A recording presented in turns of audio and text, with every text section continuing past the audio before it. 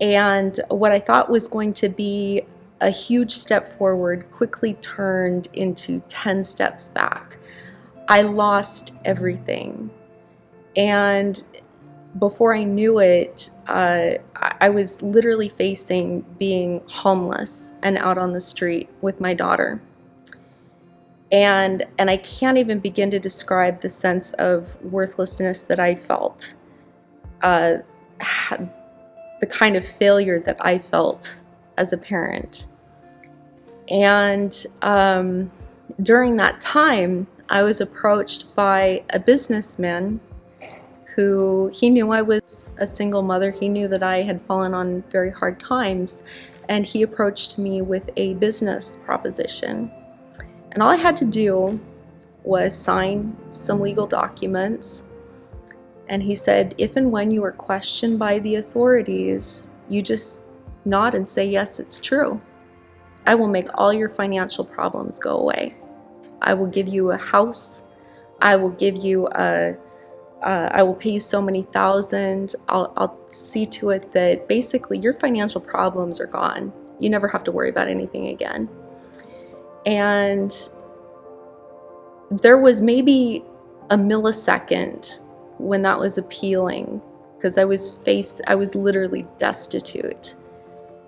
And I remember thinking, sin always takes us farther than we thought we would go, keeps us longer than we thought we would stay, and makes us pay so much more than we ever thought we would have to pay.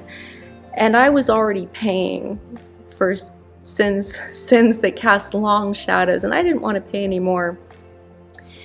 And I turned to him and I said, what you're asking me to do, it's a lie, it's a deception, it's illegal. And I said, I am a Christian, and what you are asking me to do would dishonor my God, and my character is not for sale. And he looked at me and he said, well, I don't see your God coming through for you. And it's just like Satan to come to us and say, where is your God now? And I turned to him and I said, my Jesus will come through for me. And Jesus did come through, and he provided, but it wasn't in some glorious, spectacular way. I ended up having to go back to my parents after being on my own for many years. And you know, here I was needing their help to just get back on my feet. I honestly, when you deal with loss upon loss upon loss, and especially when those losses have been surrounded by just earth-shattering revelations, you start to live in a state of trauma and fear. And during that time, I found myself thinking the next thing that is going to happen, my daughter is going to die, and then I will die. Satan loves to, when we are at our lowest, to make us believe, you see where you're at? This is all your life will ever be. You will never know healing. You will never know wholeness. You will never know joy. It will only be pain, and it will only get worse. End your life, because it just isn't worth it. And during that time, I found myself again thinking about suicide.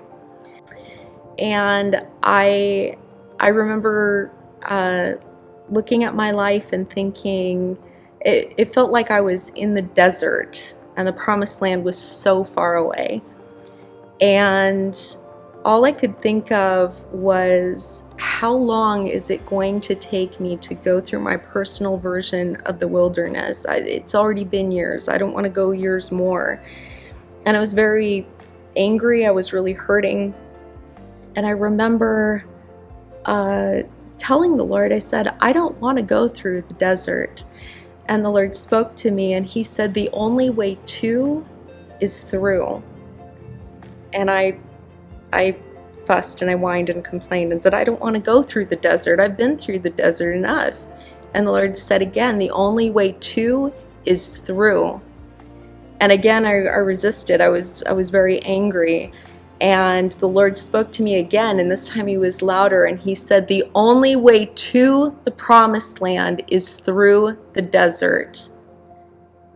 You must be willing to follow me. You must be willing to go through this hardship and the pain of waiting, of healing, before I can bring along these promises. And I didn't like that, but slowly I let God work on me.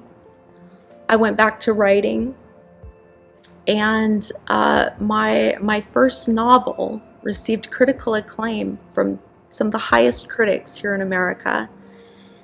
And so God, he poured out his favor on that. If I could go back in time and tell my younger self about the things God had in store,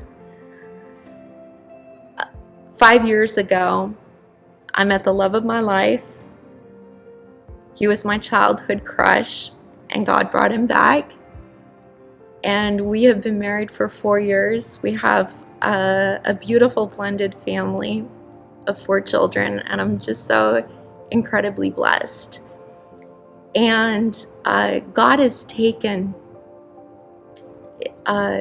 he's been faithful to his word. God says in his word, I will restore the years that the locusts have eaten. And both my husband and I can testify that that is true. He does indeed restore.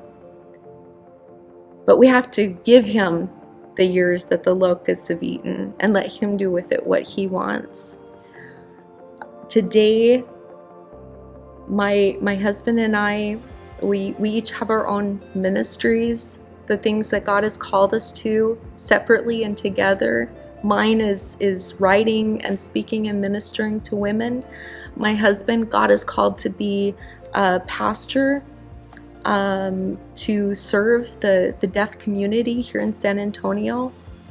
And it's just such a privilege and such an honor. We're so humbled to see how God, he truly is faithful to take what little we have to give, all of our broken pieces and our mess, and he can make something truly beautiful and priceless.